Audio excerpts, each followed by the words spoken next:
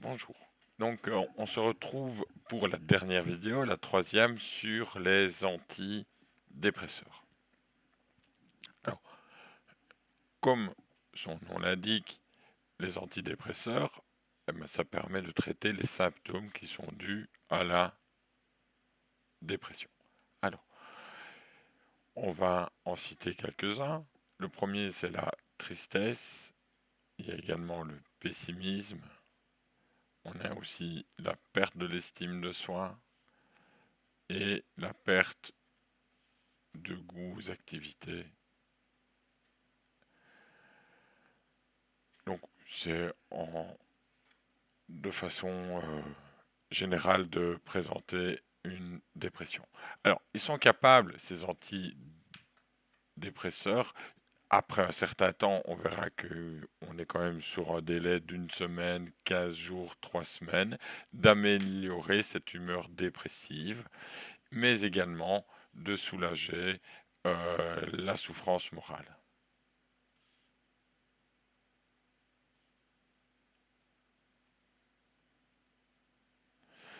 Alors, j'ai segmenté les antidépresseurs en trois parties, à savoir les tricycliques, qui sont les plus anciens, les inhibiteurs de la monoamine oxydase, les IMAO ou MAO, et les non-tricycliques non-IMAO, c'est-à-dire les rien du tout.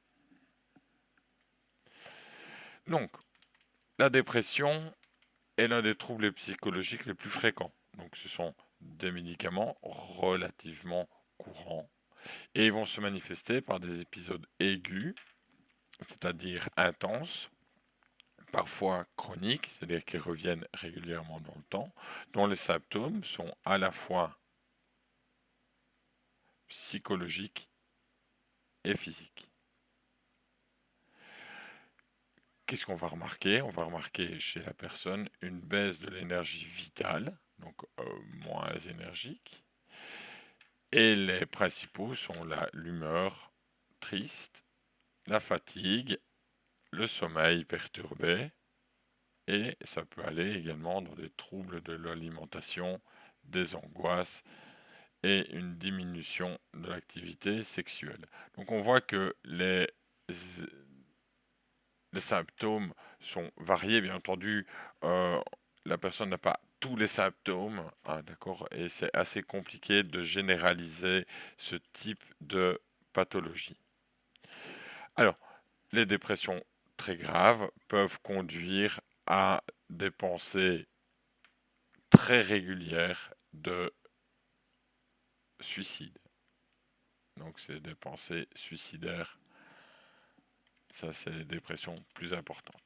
Alors, d'un point de vue médical, il classe les dépressions en deux types. Il y a la dépression réactionnelle qui fait suite à un événement extérieur stressant ou traumatisant.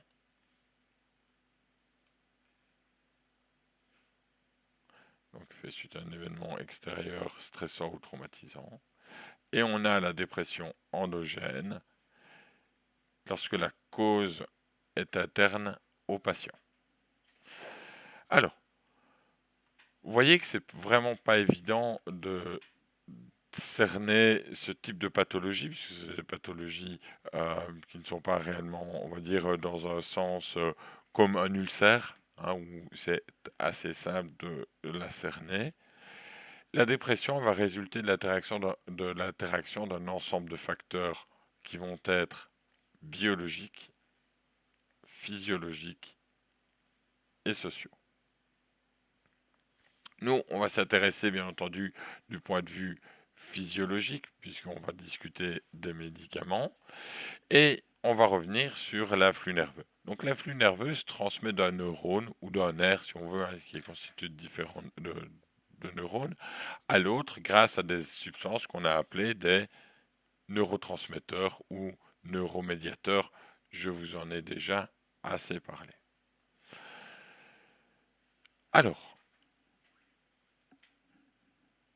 en fait, on décrit d'un point de vue physiologique la dépression comme le fait que la quantité de ces neurotransmetteurs ou l'activité de ces neurotransmetteurs ne serait pas suffisante.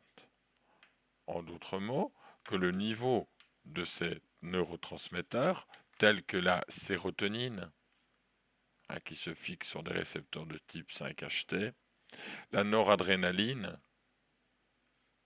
ou la dopamine, pour les plus importants, sont impliqués dans la dépression. Les antidépresseurs, comment ils vont agir de façon générale?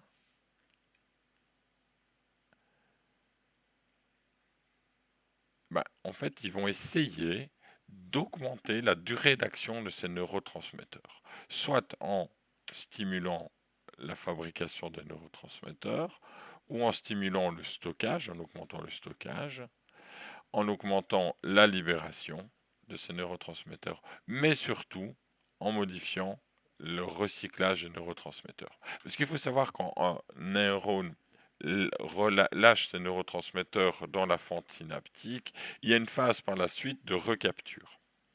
Et plus cette phase de recapture, donc c'est-à-dire que les neurotransmetteurs vont être recaptés, capturés par le neurone qui les a libérés pour pouvoir produire tout le temps, donc ils les lâchent et ils les reprennent. Et pour augmenter la durée d'action de ces neurotransmetteurs, l'idée est de diminuer la vitesse de recapture ou d'inhiber la recapture de ces neurotransmetteurs. Ça aura comme effet d'augmenter la quantité des neurotransmetteurs au niveau, j'ai oublié le nom, au niveau de la synapse. D'accord? Alors, je vais le répéter, le mode d'action, pour que ce soit relativement clair. Donc, lors d'épisodes dépressifs, la neurotransmission, c'est-à-dire la transmission de l'afflux nerveux, est assurée par les différents neurotransmetteurs et cette neurotransmission est considérée comme diminuée. C'est la vision physiologique d'une dépression. Les antidépresseurs vont permettre la restauration de cette transmission et ainsi une disparition progressive des symptômes. Comment ils vont faire? Donc, entre les neurones et les nerfs, donc entre un neurone postsynaptique et présynaptique, il existe des connexions qu'on va appeler les synapses. Vous vous souvenez de ça? On en avait discuté. Donc pour rappel, je fais un petit croquis ici. Donc on a un neurone présynaptique et un neurone postsynaptique comme ceci. Et qu'est-ce qu'on va avoir? L'influx nerveux arrive au niveau des axones. Et ici, on a des neurotransmetteurs qui vont être libérés dans la synapse. Ces neurotransmetteurs vont venir activer des récepteurs au niveau du neurone postsynaptique, comme ceci, et ainsi induire de nouveau un influx nerveux. Alors, une fois que le neurone présynaptique a libéré ces neurotransmetteurs, il y a un phénomène qu'on appelle de recapture, c'est-à-dire qu'il va, via des enzymes, recapturer ces neurotransmetteurs pour les restocker au niveau de, du neurone présynaptique et pouvoir redémarrer ce processus.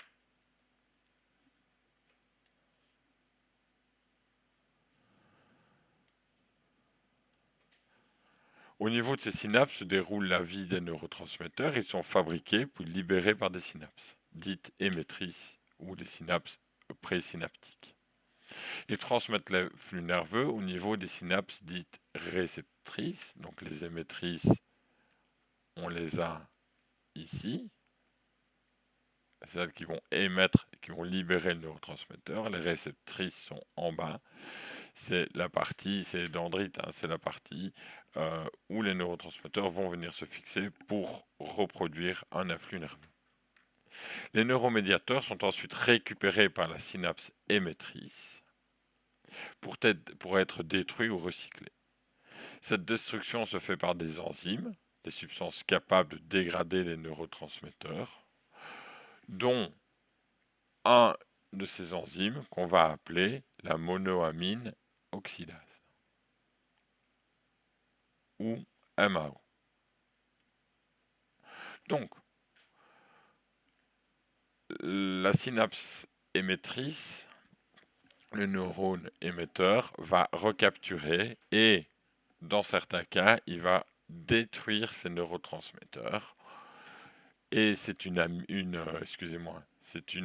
enzyme, la monoamine oxydase, qui est responsable de cette destruction. Pour être précis, il existe deux enzymes, vous commencez à être habitués, la A et la B, la monoamine oxydase A et la monoamine oxydase B. De façon générale, les antidépresseurs vont intervenir à des niveaux différents de ce cycle et permettent de maintenir par l'un ou l'autre processus les niveaux, c'est-à-dire les concentrations des neurotransmetteurs de façon acceptable, c'est-à-dire de favoriser l'échange de l'influx nerveux. Alors, il y a plusieurs catégories, d'accord? Il y a ce qu'on appelle les antidépresseurs tricycliques ou ATC, et également les inhibiteurs de la recapture de la sérotonine et de la noradrénaline. Donc eux, ils font partie des tricycliques et apparentés qu'on dit, pour être précis, c'est des inhibiteurs de la recapture de la sérotonine et de la noradrénaline. Il y a les IMAO, les inhibiteurs de la monoamine oxydase, donc ceux-là, on peut comprendre maintenant comment ils fonctionnent. Et la dernière classe, ce sont les ISRS, les inhibiteurs sélectifs de la recapture de la sérotonine. Eux, ils ont une action plus précise et produiront moins d'effets secondaires.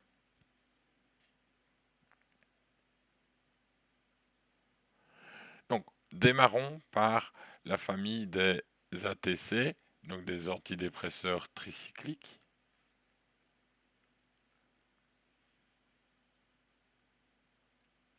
Et apparentés.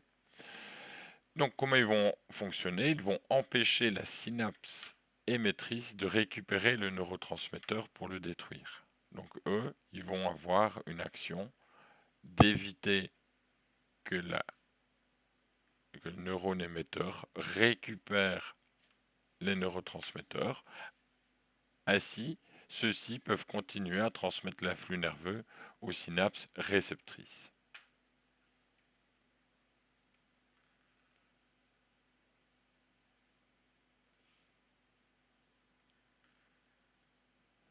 Ouais, on va faire comme ça, je suis désolé. Le blocage du recyclage par les tricycliques se fait sur plusieurs neurotransmetteurs. Donc en fait, ils ne vont pas avoir une action spécifique. Ils vont bloquer à la fois la noradrénaline, la sérotonine et l'acétylcholine. Ils sont donc non sélectifs. Ça va engendrer des effets secondaires plus importants dus à ce manque de sélectivité. Donc, ces antidépresseurs tricycliques, ils vont empêcher la synapse émettrice de récupérer les neurotransmetteurs pour le détruire ou les recycler. Ainsi, ceux-ci peuvent continuer à transmettre l'influx nerveux à la synapse réceptrice, donc à la dendrite de la partie postsynaptique. Et, chose importante, ils ne sont pas sélectifs, c'est-à-dire qu'ils vont bloquer le recyclage de plusieurs neurotransmetteurs, à savoir la noradrénaline, la sérotonine et l'acétylcholine. Donc ça, c'est le mécanisme d'action des ATC. Comme question, vous aurez de me faire un schéma des trois mécanismes d'action que l'on va voir. Alors, on va continuer par les IMAO ou inhibiteurs de la monoamine oxydase. Donc, on l'a vu avec cette monoamine oxydase, permettait de dégrader les neurotransmetteurs qui sont récupérés par la synapse émettrice.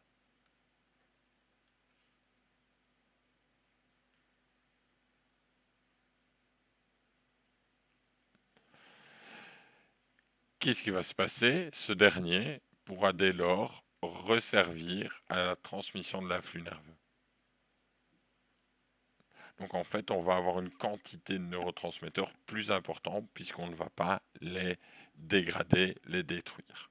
Alors, il existe deux types, comme il existe deux types de monoamine oxydase A et B, il va exister deux types de IMAO, donc d'inhibiteurs d'un monoamine oxydase, qui sont qualifiés de A ou de B. Donc, on a des IMAO non sélectifs.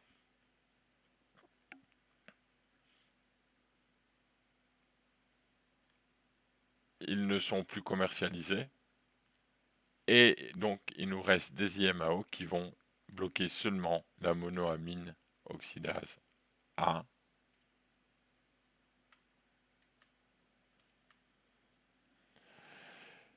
Et seuls les IMAO non sélectifs et les IMAO A sont prescrits dans la dépression. Ça va donc. En gros, il n'existe plus que les IMAO de type A qui sont prescrits dans la dépression. Alors, on arrive à la catégorie qui est très prescrite, les ISRS. Donc, déjà, leur nom doit vous dire quelque chose, puisque c'est des inhibiteurs sélectifs, je vais quand même les noter, les inhibiteurs sélectifs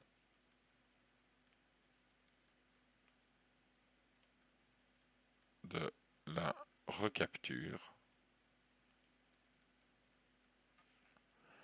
de la sérotonine.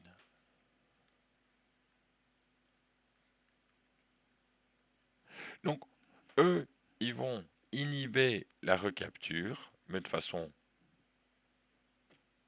sélective, c'est-à-dire que la sérotonine. Ils ne vont plus inhiber comme, par exemple, les ATC, d'accord, qui sont aussi des inhibiteurs de la recapture, mais eux de la sérotonine, noradrénaline et acétylcholine.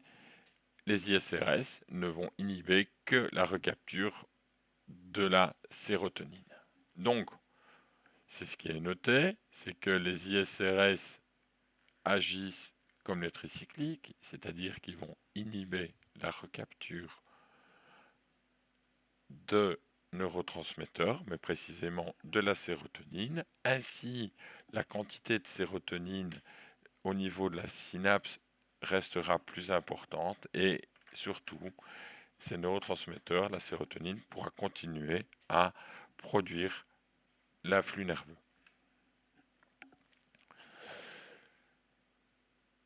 Donc, il bloque le recyclage des neuromédiateurs, principalement la sérotonine, et ainsi, ils sont dénués, en fait, ils possèdent moins d'effets secondaires que les tricycliques.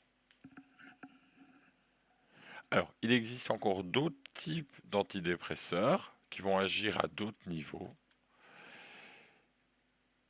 Ça, vous verrez dans le répertoire commenté des médicaments. Une petite chose intéressante, c'est que la phrase peut paraître bizarre, l'action antidépressive est recherchée en priorité.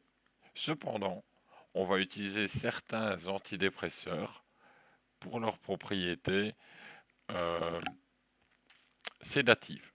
En fait, on en reparlera de ça. Donc, l'action sédative ou hypnotique, donc c'est une action équivalente aux benzodiazépines, comme le diazépam, permet de les utiliser dans les dépressions de type anxieuse ou dans les troubles du sommeil surajoutés, c'est-à-dire que on peut également les utiliser parce qu'ils ont un effet sédatif. Certains antidépresseurs ont une action stimulante sur l'activité, d'autres une action antalgique utile dans les fortes formes dépressives avec phénomènes douloureux. Donc vous voyez que en fait les effets secondaires de ces antidépresseurs peuvent être utilisés pour certains patients dans des cas un peu plus compliqués. Alors, on va quand même voir ces effets secondaires. Pour les antidépresseurs tricycliques, c'est-à-dire les ATC et apparentés, ils vont entraîner le plus souvent des effets secondaires pour la plupart bénins et qui ne nécessitent que très rarement l'arrêt du traitement. à savoir une sécheresse buccale, constipation, troubles de l'accommodation visuelle et hypotension. Donc ça va quand même, hein. Il y a pire comme effet secondaire. Les IMAO sélectifs sont plus faciles à manier, ils possèdent moins de contre-indications et sont préférés aux IMAO non sélectifs, on l'avait déjà dit. Les effets secondaires sont de type céphalée, nausée, vertige. Et bien entendu, ils sont déconseillés, contre-indiqués absolument pendant la grossesse et l'allaitement.